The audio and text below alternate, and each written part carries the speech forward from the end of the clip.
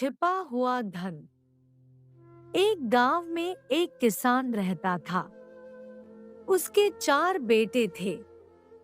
किसान मेहनती था, लेकिन उसके चारों बेटे आलसी थे। किसान उन्हें समझाया करता, पर उनमें कोई असर नहीं होता। किसान जब बूढ़ा हो गया और उसे लगने लगा कि अब उसके कुछ ही दिन बच गए हैं, तो उसने अपने चारों बेटों को बुलाया और उनसे कहा, सुनो बेटो, अब मैं कुछ ही दिन का मेहमान हूँ। मरने के पहले तुम्हें एक राज की बात बताना चाहता हूँ। चारों बेटे ध्यान से सुनने लगे।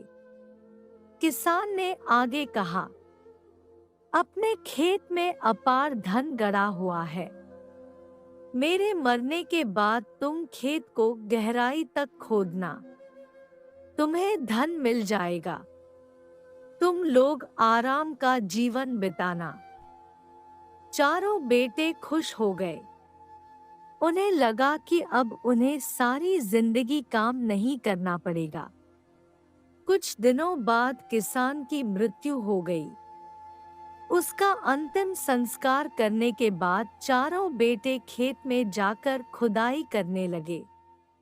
कई दिनों तक खेत खोदने के बाद भी उन्हें कुछ नहीं मिला।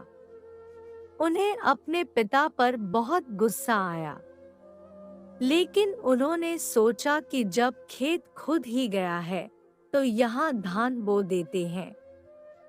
उन्होंने खेत में धान बो दिया। कुछ माह बाद खेत धान से लहलहा उठा। धान बेचकर उन्होंने अच्छा खासा धन कमा लिया।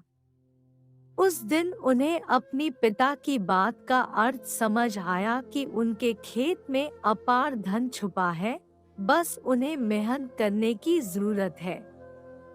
उन्होंने उस दिन से जी तोड़ मेहनत करने का संकल्प ले लिया। कहानी से सीख, मेहनत का कोई विकल्प नहीं। आलस छोड़ो, मेहनत करो। तो दोस्तों, आपको यह हमारी छोटी सी कहानी कैसी लगी कमेंट के माध्यम से जरूर बताएं। अगर मेरी कहानी अच्छी लग रही है आपको, तो मेरे YouTube चैनल को जरूर सब्सक्राइब करें।